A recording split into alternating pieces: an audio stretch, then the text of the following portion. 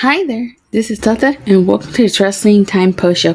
It is Saturday, June 24th, 2023, and tonight I will be talking about AEW Collision. So, this was the second episode of Collision, and I have to say, it was going to be really interesting to see how CM Punk's reaction tonight because they were in Toronto. So, the main event was the 8-man tag match CMFTR and Ricky Starks versus Bullet Club Gold and the Guns. And CM Punk got a mixed reaction. He was cheered, but he was also booed. He was booed tonight.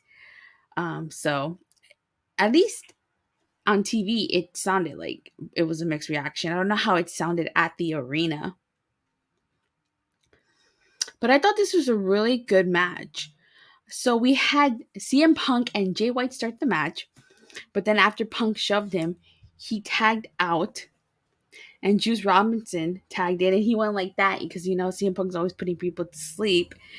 So CM Punk gave him a shoulder tackle. Then when Dax tagged himself in, he did a shoulder tackle to Juice Robinson. Then we had a side headlock takedown to Juice Robinson by Dax. Then when Austin Gunn came in, Dax did a suplex to Austin Gunn, which he followed up with the leg drop. I really like the fact that Ricky Starks walked the ropes and then he hit Austin Gunn with an elbow. And when Jay White asked for CM Punk, the crowd was booing him.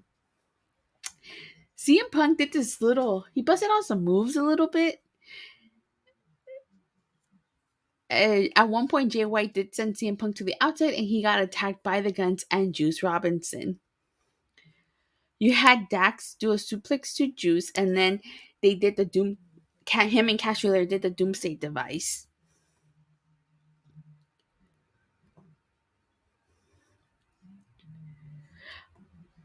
Bullet Club Gold did a really good job at isolating Punk from his team. And there was this one spot where Jay White tells CM Punk, who do you think you are? You don't belong in this ring anymore. And after that, CM Punk gouged his eyes. He hit him with the crossbody. And I really like the fact that Juice Robinson attempted to do the GTS to Punk, but Punk caught him. And Ricky Starks took everyone out. You had Ricky Starks do a blue thunder bomb to Jay White. So there was this one spot where the Guns were on the outside, and so was Juice, and then Cash Wheeler did uh, a suicide dive, and he almost went over the barricade. Had that barricade not been there, he probably would have landed into the crowd. Jay White does a Uranagi to Punk and then to Ricky Starks. You had Ricky Starks spearing Jay White and the Guns. And when the ref wasn't looking, Juice Robinson hit Ricky Starks with the left hand, and then this allowed Jay White to hit Ricky Starks with the Blade Runner, and so Bullet Club Gold and the Guns are victorious. And I was not expecting that. I kind of thought that CM Punk and Co were gonna win this, but to my surprise, Bullet Club Gold and the Guns won this. So I feel like this rivalry isn't gonna be over since they each have a victory over each other. So we have to wait and see where they go with this rivalry. All right, so tonight's collision kicked off with Chris Jericho and Miro Suzuki. Chris Jericho was demanding that Sting and Darby Allin reveal their partner because he said he didn't want to wait anymore. He said, "Who did they get that was crazier and sexier than him? Who did they ask? He's wanting to know who are they going to get to intimidate the Suzuki gods?" And so then Darby Allin and Sting come out, and Darby Allin tells Chris Jericho to shut up because he had told the crowd to shut up. And then Darby Allin spoke directly to Sammy on camera, and he told him he's going to kick his ass. Just like this person kicked Jericho's ass in the Tokyo Dome, and it is revealed that Tetsuya Naito is their tag team partner, and so then Chris Jericho exits the ring. So it's going to be very interesting. I was not expecting him. Were you guys surprised to see who Darby Allin and Sting chose for their partner? I mean, it makes sense, because this is Forbidden Door and they're doing an event with New Japan, so it makes sense that Naito would be their partner. We get a Miro video promo. He's basically talking about how he's been in exile for almost a year until he was summoned. He says that he knows what he needs to do. He must walk alone. He renounces his god, his gold, his beautiful wife, and because Miro is gutless. So interesting promo. He did have a match last week. So we'll see what they do with Miro going forward on Collision. We had Swerve Strickland versus Hiroshi Tanahashi. This was actually a really good match. You know, you had Swerve Strickland sending Tanahashi face first into a turnbuckle. Then you had him trap Tanahashi in between the ring apron and he kicked him. Tanahashi doing a scoop slam, then a somersault senton to Swerve Strickland.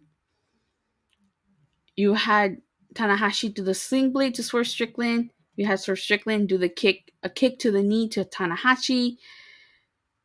You know, and Tanahashi was victorious here. And then at the end, MJF appeared on the Titantron. He said that he was going to embarrass Tanahashi for thinking he was on his level. He says he doesn't want to spend so much time in a bunch of jabroni Japan guys. And the ace, he says that the ace is not on the level of the devil. And he will slowly only show up if their match is number one. So that actually makes a lot of sense because they've been promoting Bryan Danielson versus Okada as the main event. Before that, they were promoting Will Ospreay versus Kenny Omega. So it makes sense that MJF, being in character, would want to open the show. You know, and it does surprise me that MJF isn't main eventing this. But I guess, you know, Bryan versus Okada is probably the bigger match. Okay. So next we get Brody King versus Andrade El Idolo. Last week he defeated Buddy Matthews using Charlotte Flair's figure 8. And this match was actually a really good match. I enjoyed this match. Like Andrade's chest ended up being red because of all the chest chops. You know, at one point Brody King did hit a Death Valley driver into the corner to Andrade. And then Julia tried to do a distraction by grabbing Andrade's mask. And just as Andrade put in the figure 4, then the figure 8 to Brody King, Buddy Matthews came out. He attacked Andrade, causing a DQ, and then they double team Andrade. And then Julia Hart held up the mask, and Malachi Black appeared on the Titantron. So it seems to me that they're gonna run it back. You know, Malachi Black back when he was in the WWE, and he was Aleister Black. He and Andrade had some incredible matches in NXT. So they're running it back, but they're a trio. The House of Black is a trio, and Andrade is by himself. So who would help Andrade take on the House of Black? Unless they reunite him with Rush and, you know, they use Preston Vance. So that would be 3. But what did you guys think of this? What do you guys think of them potentially doing a match between Malachi Black and Andrade? Let me know in the live chat or in the live comments down below.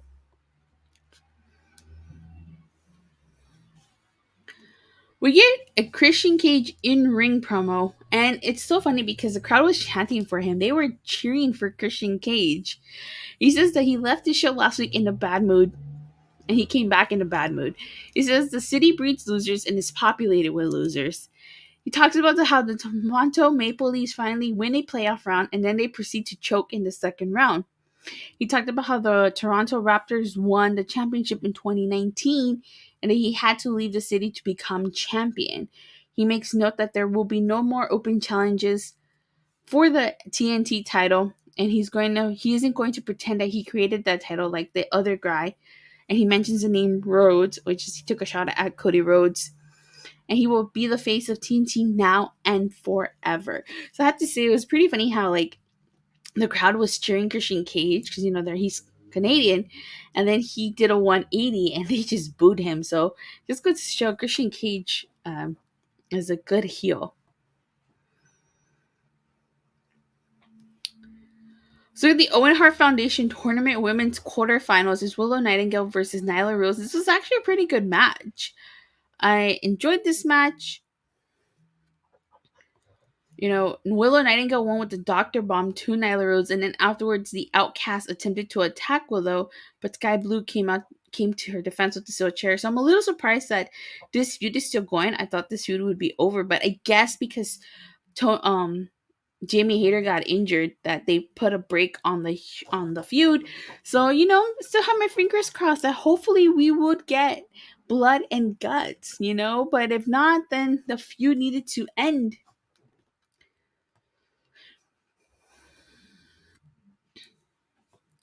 We have a Scorpio Sky backstage interview, and he says that he watched the video that they put together of his accomplishments.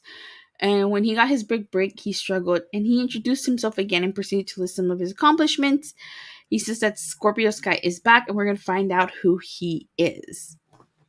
Afterwards, we get Powerhouse Hobbs versus Jeremy Prophet. This was basically a squash match, and Powerhouse Hobbs won. It's no surprises there. And we also find out that MJF will make his AEW Collision Wrestling debut next week. And I'm going to stop there because, I already talked about the main event. But overall, I really like the feel of Collision. 2 hours goes by fast. So we'll see. But what did you guys think of Collision? Are you guys liking Collision so far? Let me know in the live chat or in the comments down below. So since I'm stopping my review there, I guess that's all for this review.